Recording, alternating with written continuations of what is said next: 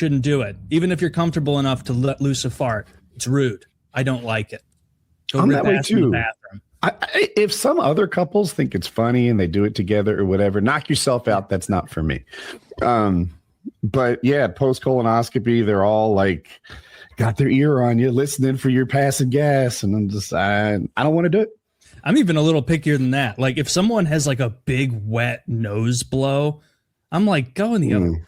Get out of here. Stop. Why is that? I don't like it at a restaurant. I don't like it at a restaurant, like at a table. It's like that's too much. Like if you got like a little, bring a hanky out and do that.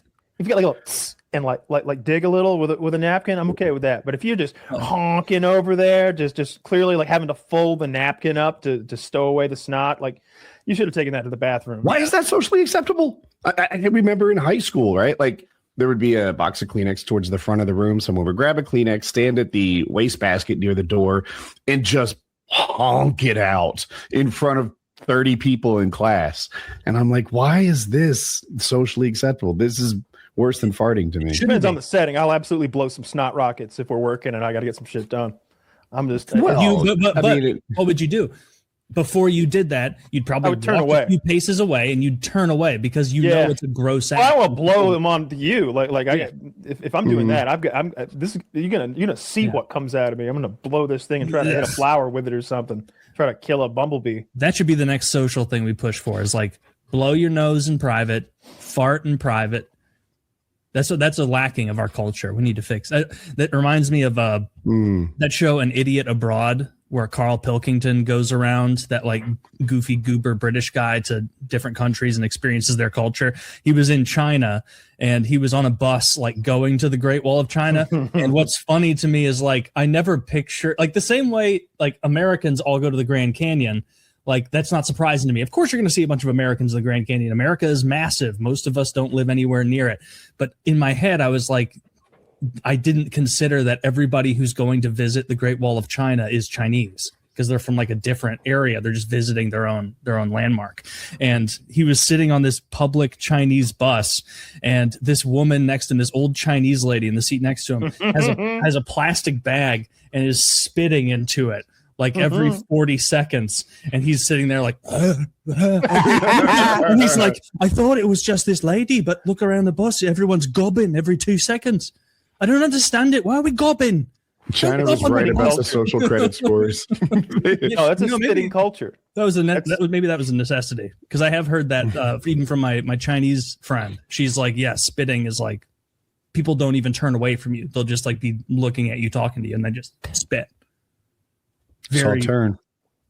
Oh, I can't even get it out of my American head to turn when phone doing it. Yeah, I don't like that. So at least we're past that. But yeah, blowing your nose, farting in public shouldn't be, or at least like the only place it's kind of and it's not acceptable, and I don't do it, but it is funny, is you can get away with some nasty farts on a plane because of the amount of noise, and you can left cheek lift and then just. Are you sure you're getting away with it?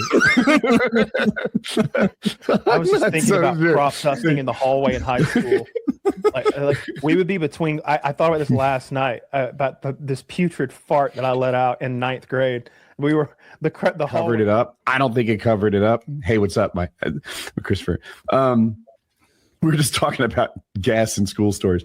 Anyway, he would fart and cough at the same time, think he would cover it up, and then he would recruit me and himself to breathe deeply as a way to like filter this air and get the smell out. I was not participating in this. I'm like, I don't want to inhale your farts. Like, you've got to, Woody. Filter my fart out with your lungs. Yeah, no way. Yeah. So I think he was asking for a step too far. I think he was too. Chris, have you ever ripped ass badly in school? Yeah, we were watching a movie one time in like 3rd grade, and like it was just like one of those like snuck up on you, and it was like right at like we're like all the classes kind of emptied out in this one little center area. We called it a pod, and it was like concrete floors, like echo chamber, and it was like some loud whatever you'd play to like 3rd graders, and it was like right at the one quiet part, like I like sneezed or something, and one just snuck out, and like it was like a ripple effect, like 200 3rd graders were all just like shirts over their mouths. Like, oh my God, like there was no walking away from it. Like whatever number of cool points 8-year-old me had managed to accumulate since kindergarten were immediately erased and gone into the negative. And I was probably in college before I worked my way out of that one. It's embarrassing. And sometimes you just can't hold it. At least not as bad as like when you gamble on one, like in some other country or something. And, you know, you gamble on enough farts, you're going to lose one eventually. So it's always kind of funny. Every time I'm on here, like I always come in at this, like I usually have some technical issues because I'm a moron. And then there's always some like super weird part when I come in. So it's always something scatological. So it's kind of funny. I think it was horse semen the last time. So I'm going to take farts any day. Farts are funny. They're good. You're talking about like rolling the dice on a fart. I'm on a tremendous streak. I haven't had a miss on rolling the dice on a fart in many years. One of my buddies, this was like a year and a half, 2 years ago. He was like, yeah, I mean, at least once a year, I would say. Like we were talking about like beefing it up and like missing a fart and like sharding yourself. And he was like, I mean, easily once a year minimum. And we were all like, once a year? Like every time you show up to a new Christmas, you've shit your pants again. That's astounding. You're 29. You're on like that's a pretty terrible like rollover plan there. Horrible. But it really just made me thankful. Is that what you said at the Thanksgiving table? Yeah, I'm thankful that I don't have to roll the dice on it. Yeah, I'm thankful for my winning streak on shards.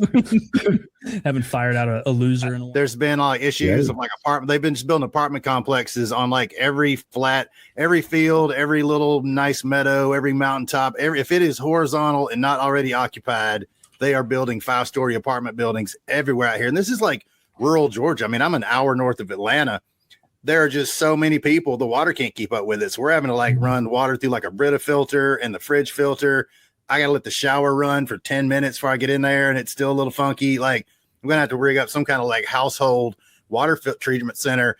It's just like, you know, for 50 years, we had a water treatment system here that was probably set up for 200,000 people, but now there's 800,000 people in the span of a few years. And they just biologically can't keep up with it. And the water here has gotten gross. I'm like, man, you know, this is like, you know, I mean, you guys have traveled, like you kind of take for granted things in America, like the water's clean and the bridges don't collapse and the power comes on, but we're getting to that spot. Like there's just like, it's like the door in Titanic. Like everybody can't climb on, we're going to sink. But I'm looking at this video now, your turd scuba man. Like that's. Yeah.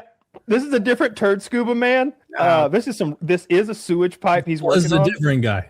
Yeah, this is low tech, and the guy in the far bucket hasn't surfaced yet. Are there two of them? That's like, Julio. He can hold his breath a long time. They're doing like a diving bell with the bucket. Yes. For those who are audio only, these guys are they are over their heads in shit water, and to go underwater and work on it, their buddy is holding a 5-gallon bucket over their head and then pressing it down as they submerge themselves to create this little diving bell of air for them. Oh my God. Like, you know, like turd diver was not on that cat's job application. Right. And you know, like you'd have like that one buddy that would like pull it up too fast or like tip it just to prank you, you know, like let all your air out. If I get it in my mouth once, I don't understand how it's even helpful because it's not making him that much lower in the water. And there's an opaque white plastic bucket over his head. And so like he's doing handwork though. He doesn't need to see what he's doing. He's turning valves or attaching something that he can do blind, but he can't reach it. Just needs to reach 12 inches lower, I guess. That must be it. That looks terrible. It's like I've had a lot of jobs that I didn't like, but like I don't not like them nearly as much as I used to. I wouldn't want to work with shit. That would be on the bottom end of my jobs. Crime scene cleanup. That's always just gruesome. I'd rather do that than the poop stuff. I think.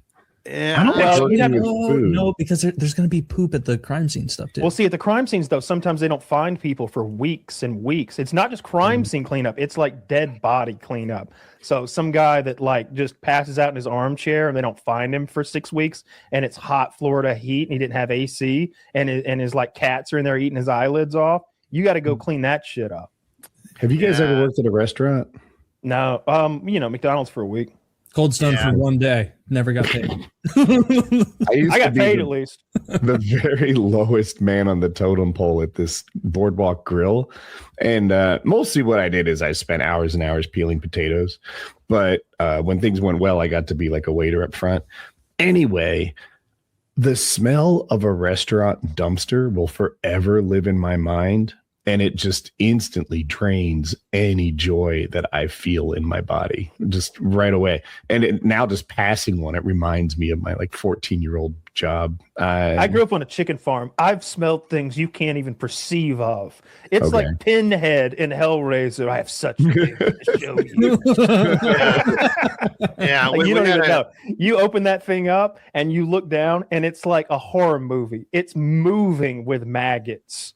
There's just the bodies have turned into this purple jelly, and it's just writhing. And if you listen closely enough, it sounds like wet macaroni.